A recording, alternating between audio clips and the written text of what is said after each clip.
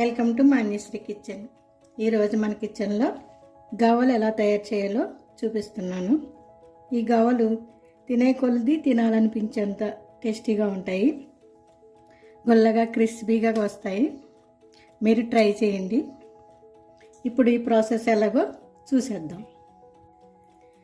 గవ్వల తయారీకి ముందుగా ఈ గ్లాస్తో 2 గ్లాసుల మైదా పిండిని తీసుకుంటున్నాను.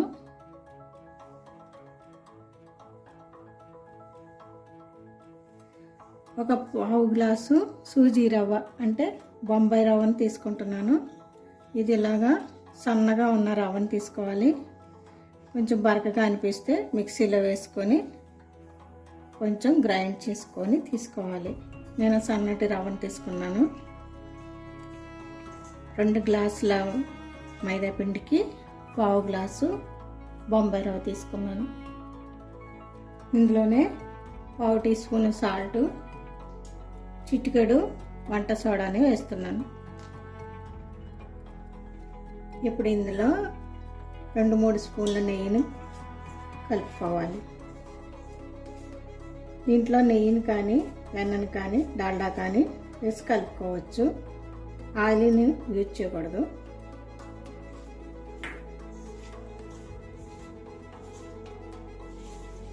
బాగా మిక్స్ అయ్యేలాగా కలుపుకోవాలి.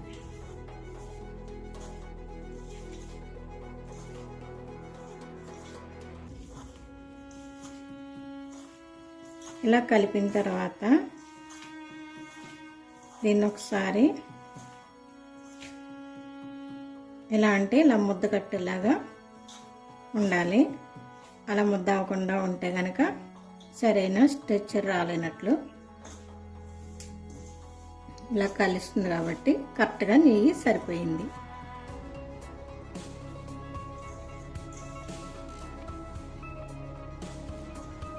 ఇప్పుడు దీంట్లో కొంచెం కొంచెంగా వాటర్ వేసుకొని కలుపుకుందాం.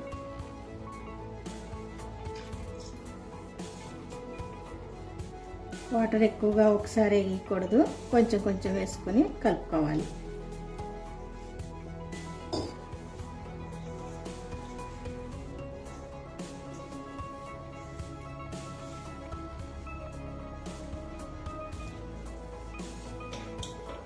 ఇలా మరీ సాఫ్ట్గా కాకుండా సెమీ సాఫ్ట్గా ఇలా కలుపుకొని ఒక 15 నిమిషాల పాటు పక్కన పెట్టుకోవాలి.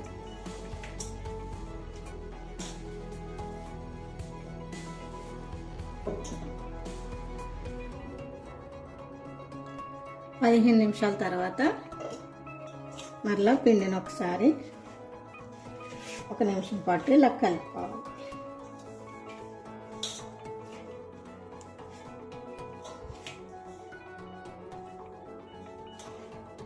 ఇలా కలుపుకున్న తర్వాత ఇప్పుడు ఈ పిండిని చిన్న చిన్న బాల్స్ లాగా చేసుకొని రెడీ చేసుకోవాలి. మరి రౌండ్గా అవసరం లేదు. చిన్న చిన్న బాల్స్ కింద చేసుకుంటే త్వరగా గవ్వలు చేసుకోవడానికి ఈజీగా ఉంటుంది.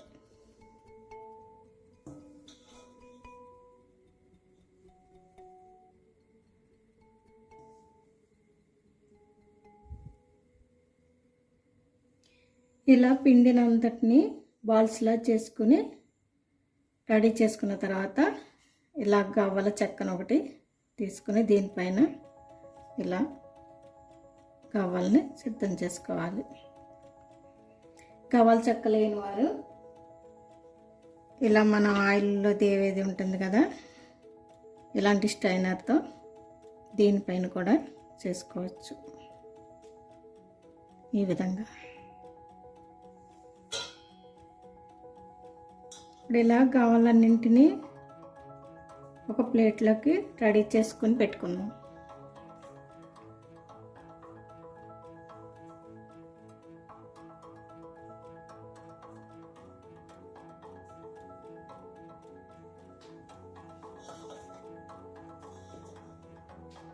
ఇప్పుడు గవ్వలన్నీ ఇలా రెడీ చేసుకున్న తర్వాత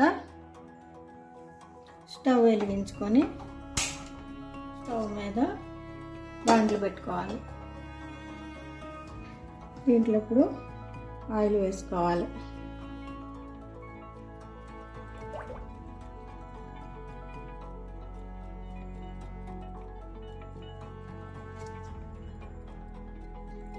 ఆయిల్ వేడెక్కిన తర్వాత మంటని మీడియం ఫ్లేమ్లో ఉంచుకొని ఇవి గవ్వలను నూనెలో వేసి వేయించుకోవాలి.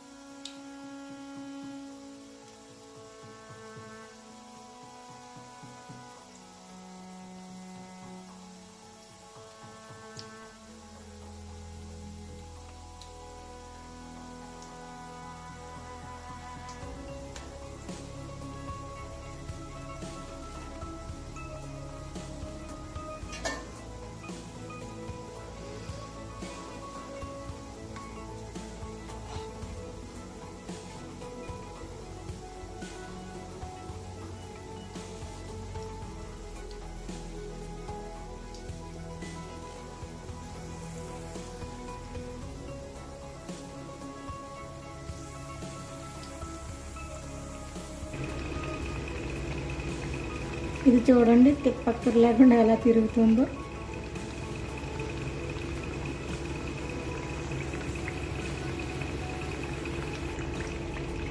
ఈ గవ్వలు కాస్త ఎరుపు రంగు వచ్చేంత వరకు వేయించుకోవాలి.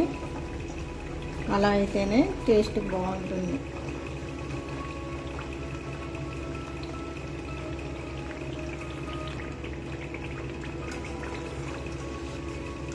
ఇలా వేయితే సరిపోతుంది. ఇది వేరొక గిన్నెలోకి తీసేసుకోవాలి.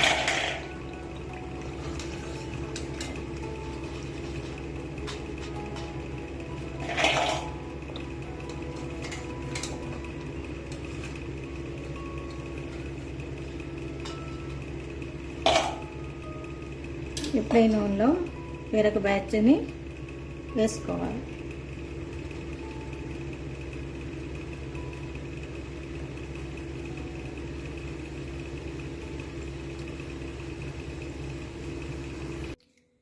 ఇలా బ్యాచ్ల వైజ్గా ఫ్రై చేసుకున్న గవ్వలను ఇప్పుడు పాకంలో వేసుకోవాలి. పాకం కోసం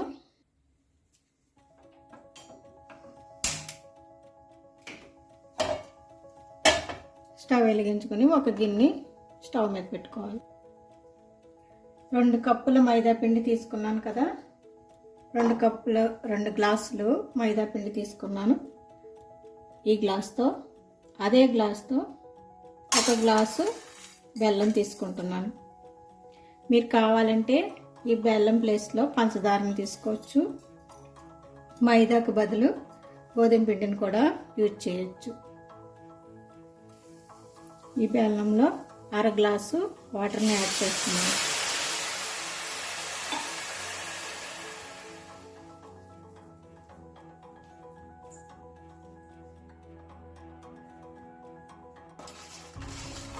వాటర్ వేసుకుని ఇలా కలుపుకుంటూ ఉండాలి. ఇలా పూర్తిగా బెల్లం కరిగిన తర్వాత ఒక టీ స్ట్రైనర్తో ఈ బెల్లాన్ని వడకట్టుకోవాలి. ఇందులో ఏమన్నా నలకలు ఉంటే వచ్చేస్తాయి. ఇలా పూర్తిగా కరిగిపోయింది. దీన్ని ఇప్పుడు వడకట్టుకుందాం.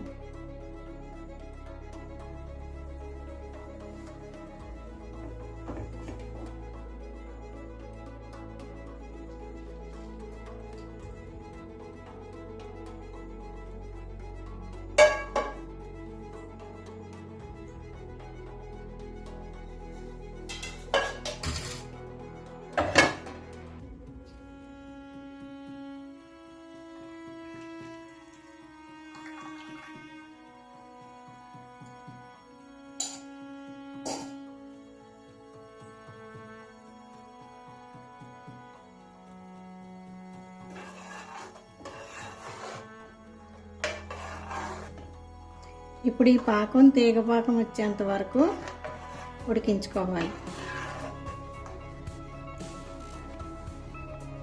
తీగపాకం అంటే ఇలా అంటుకుంటే జిగురు రావాలి, ఇంకా రాలేదు.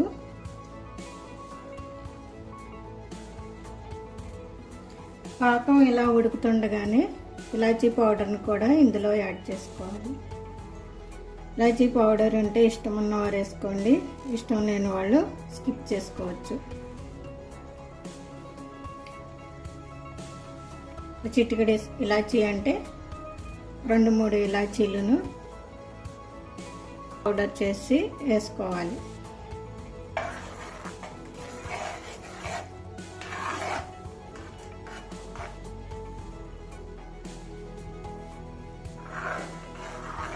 ఈ పాకాన్ని లో ఫ్లేమ్లోనే ఉడికించుకోవాలి.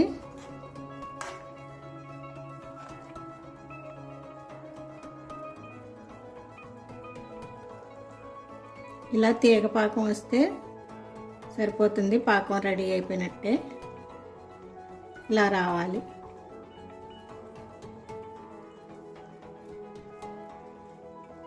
చూడండి, ఇలా రావాలి.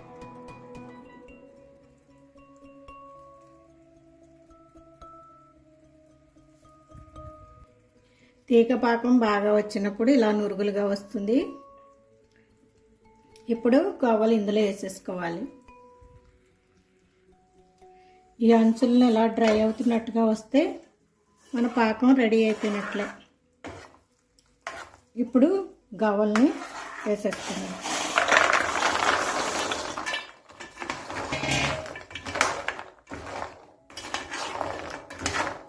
గవ్వల్ని ఇలా కలుపుకుంటూ స్టవ్ ఆఫ్ చేసేసుకుందాం.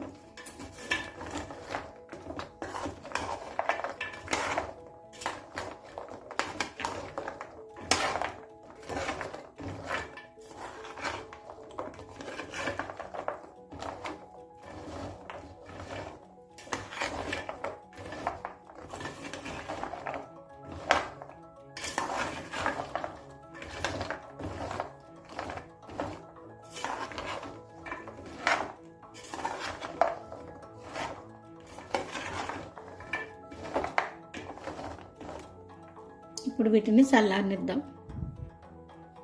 ఈ గవ్వలు పూర్తిగా చల్లారకుండానే వేరొక దాంట్లోకి సపరేట్ చేసుకోవాలి. ఒకటిగా అతుక్కోకుండా విడదీసి వేసుకోవాలి.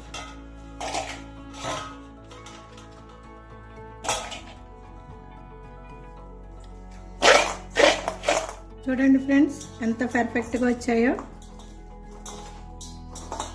నోట్లో వేసుకుంటే కరిగిపోయినట్టు గుల్లగా చక్కగా ఉంటాయి. ఈ వీడియో మీకు నచ్చితే లైక్ చేయండి, షేర్ చేయండి.